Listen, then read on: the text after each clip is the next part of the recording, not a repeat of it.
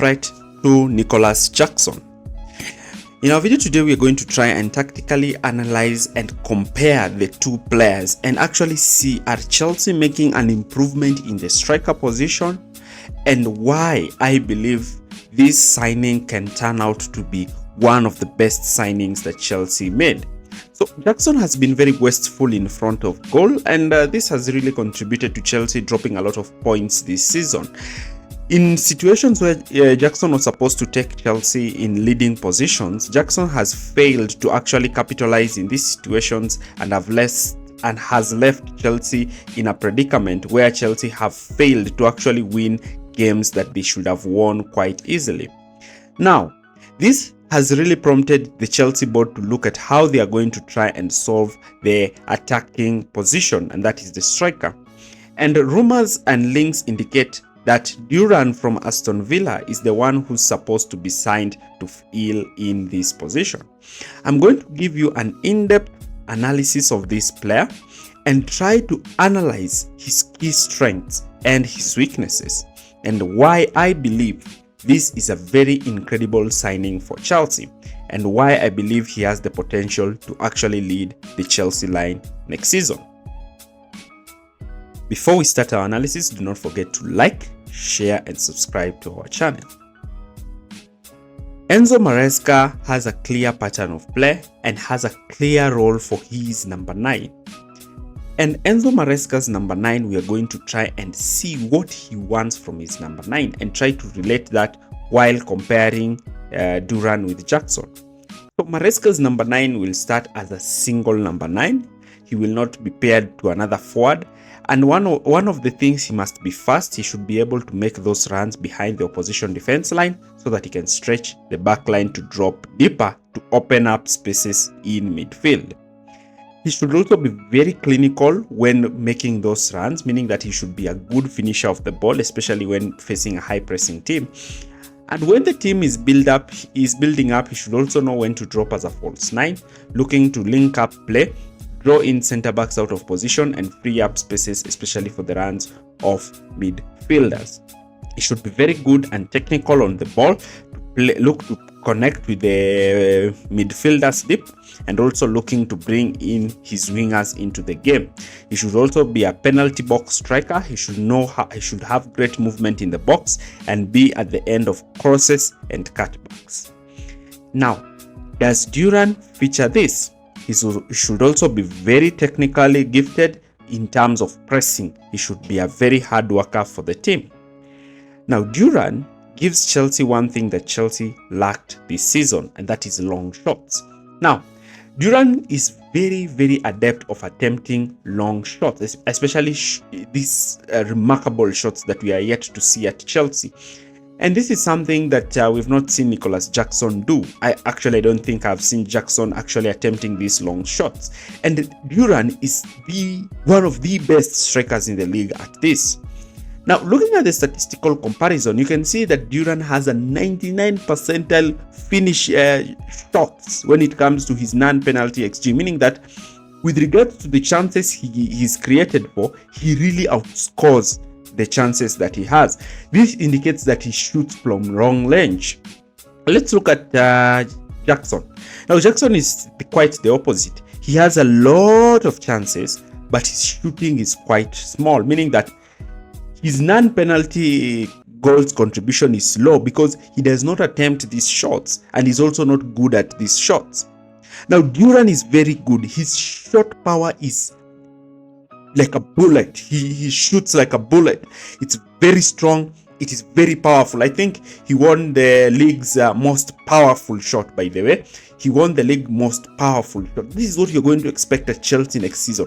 A striker who's not afraid to strike the ball. So when you expect Chelsea to be in 1v1 situations, you expect a striker who will be very lethal, very strong and very powerful. These are the kind of shots we used to see with Frank Lampard and Didier Drogba.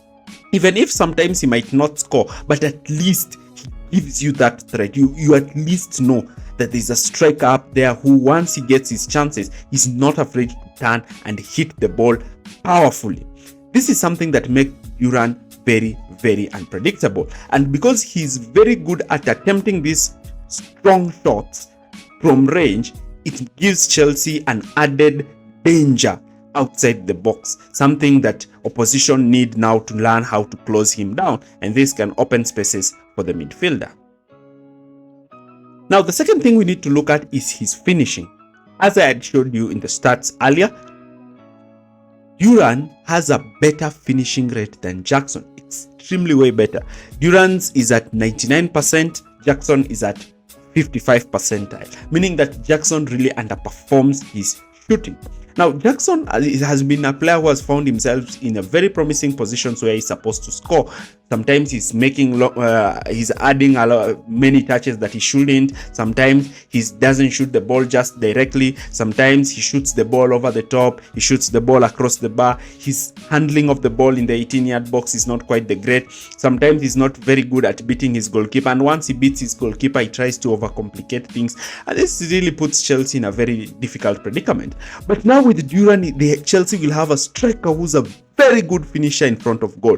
A striker who knows how to read his angles. He's not afraid even when the goalkeeper comes out, because he knows how to finish. He knows how to, even when the balls are played over the top, he's very lethal in this.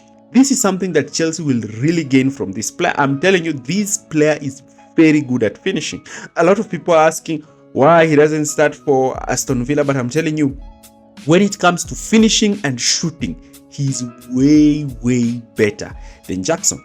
Though sometimes he might also miss, but the more times he scores, most of the times he scores, and he's very good at it. Now, let's look at the second thing, and that is link-up play. Link-up play. You know, I told you Maresca wants a striker who's able to drop deep, link-up play, look to try and connect with the midfielders and the wingers and the inverted fullbacks. And when you look at Duran's statistics, they're not quite the best. He's average when it comes to link-up play. But this is something that can be taught. It's something that he can be taught, because I told you, he's more of a traditional striker. He's a striker who wants to shoot, who wants to get involved in the box. But his link-up play, you cannot compare it to Jackson.